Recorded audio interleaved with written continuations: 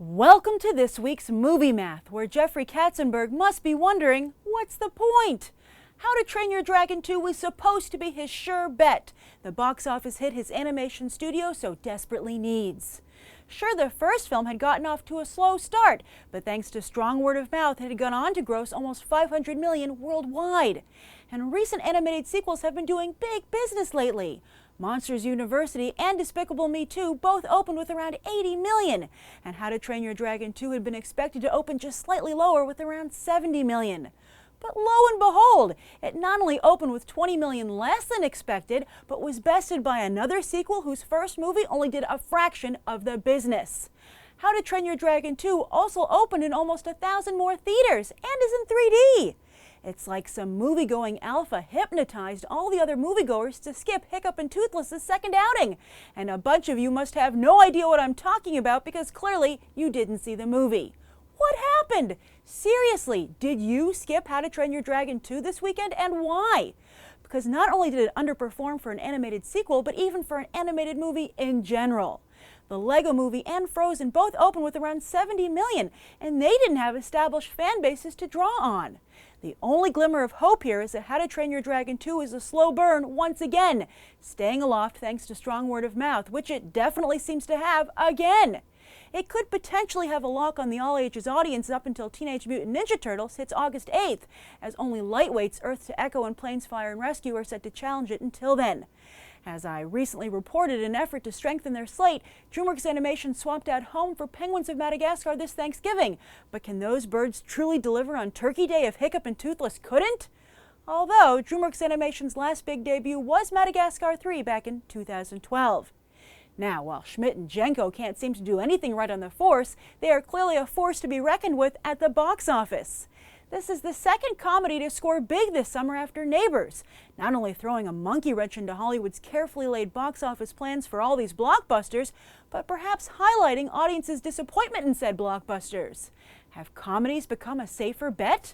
They're certainly becoming a safer bet for the studios as they cost a mere fraction of what a blockbuster does. Neighbors cost about 18 million, whereas 22 Jump Street cost just 65 million, although not including advertising.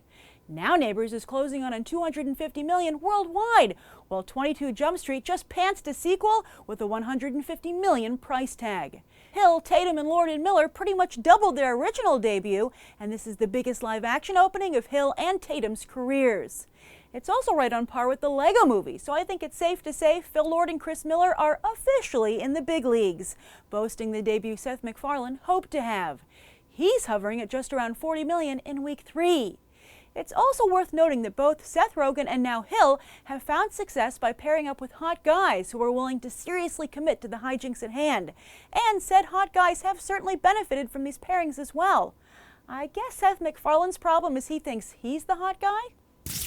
As for the rest of the box office, Maleficent continued to enchant audiences, falling just about 40% in its third weekend. And Edge of Tomorrow also had a nice hold, but a drop in the 40s doesn't mean much when you start out as low as this flick did. Here's yet another great movie whose fate is now in the hands of word of mouth. But at this rate, it's unlikely Edge of Tomorrow will reach the century mark domestically, which has been hard for Tom Cruise to do these days. Edge of Tomorrow's overseas numbers aren't that hot either, and it's already hit box office troves China and South Korea. If only Warner Brothers could repeat. But what's the crucial point in this movie's timeline? The advertising campaign or casting Tom Cruise? Meanwhile, The Fault in Our Stars succumbed to this summer's trend of movies dropping 60% or more in their second weekend.